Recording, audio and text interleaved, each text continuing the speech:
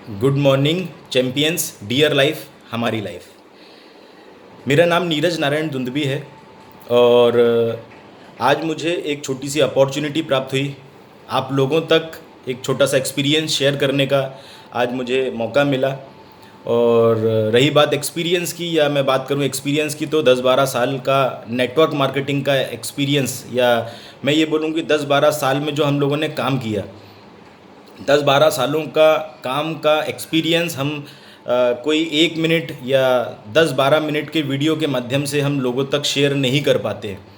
लेकिन फिर भी मैं अपनी तरफ से पूरी कोशिश करूँगा कि आप लोगों तक जो मैंने जीवन में सुधार किया या जो मैंने सीखा, जो नॉलेज लिया, वो मैं आप लोगों तक पहुंचा सकूं, ताकि आपके जीवन में मेरे इस छोटे से वीडियो के माध्यम से कोई पॉजिटिव, मतलब अगर मैं हिंदी में बोलूँ तो सकारात्मक चेंजेस आ सके।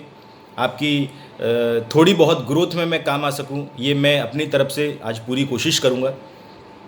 तो सबसे पहले शुरुआत करना चाहूँगा आज अपने शेड्यूल से। तो मैं अपने शेड्यूल के बारे में आपको बताना चाहता हूँ। सबसे पहले मैं यही बताऊँगा कि मॉर्निंग में सुबह 6 बजे उठने के बाद लगभग 9 बजे तक का वक्त जो होता है वो मेरा परिवार के साथ मैं स्पेंड करता हूँ।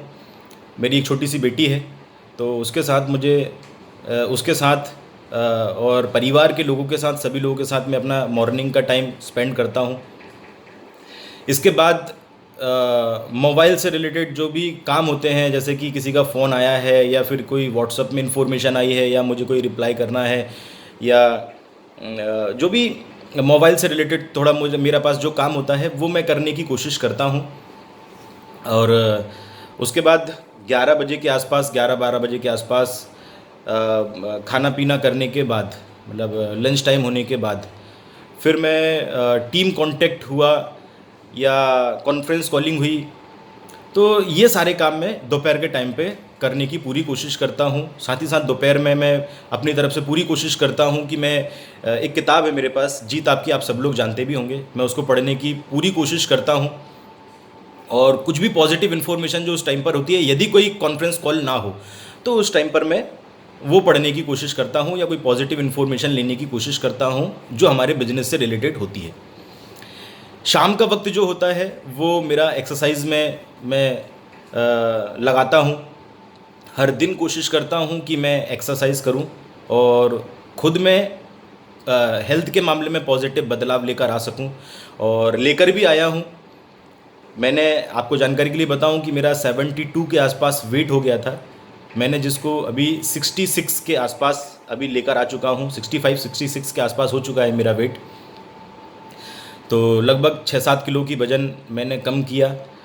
एक्चुअली ये कोई लॉकडाउन, पर्टिकुलर लॉकडाउन के टाइम पर इसकी शुरुआत नहीं हुई थी। इसकी शुरुआत हुई थी जब मैंने 3 फरवरी मैंने कमिटमेंट किया था कि मुझे मेरा वेट को लॉस करना है।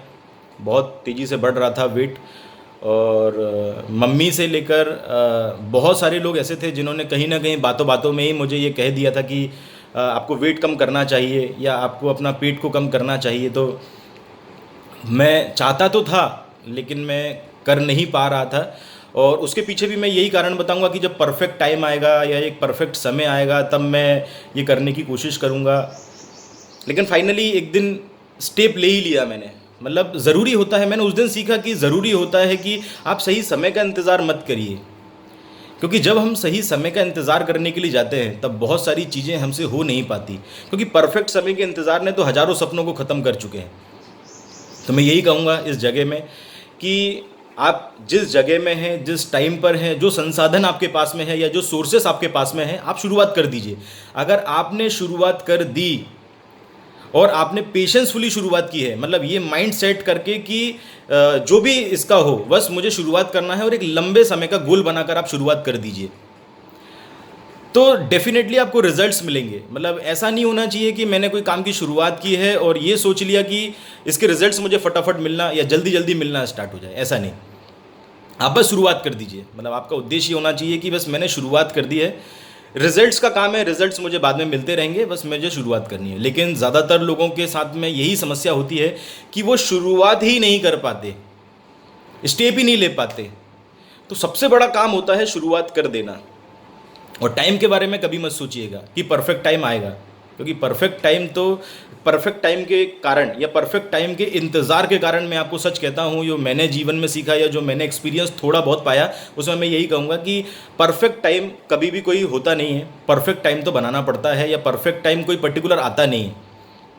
मैं आपको बताऊँ ना कि बहुत सारे लोग दुनिया में ऐसे हैं जो एक सही समय के इंतज़ार के कारण, कि एक सही समय आएगा तब मैं ये चीज़ की शुरुआत करूँगा, अभी शायद परफेक्ट टाइम नहीं है। ये ऐसे सोचने वाले लोगों को मैं, या ऐसे लोगों को मैंने हमेशा ऐसे लोगों को देखा है जो बहुत जीवन में तरक्की कर सकते थे, जिनके पास बहुत काबिलियत थी, बहुत तरक्की भी कर सकते थे, बट परफेक्ट समय के इंतज़ार के कारण वो एक बहुत बड़े लेवल पर या बहुत बड़ी जगह पर या वो बड़ी चेंजेस अपने अंदर में जो कर सकते थे, शायद वो जीवन में कभी नहीं कर पाए, केवल एक ही गलती के कारण। और वो गलती थी कि सही समय का इंतज़ार उन लोगों ने किया।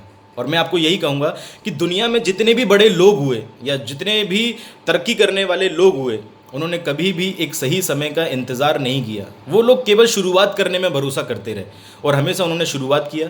जो उनके पास सोर्सेज थे, जो टाइम था, उनको वही टाइम को परफेक्ट बनाकर उन लोगों ने अपने काम की शुरुआत कर डाली। सबसे इम्पोर्टेंट है दोस्तों, शुरुआत कर देना।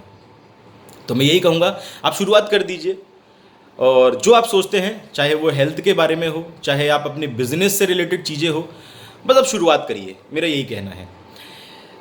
तो ये मेरा समय होता है एक्सरसाइज का समय, शाम के टाइम।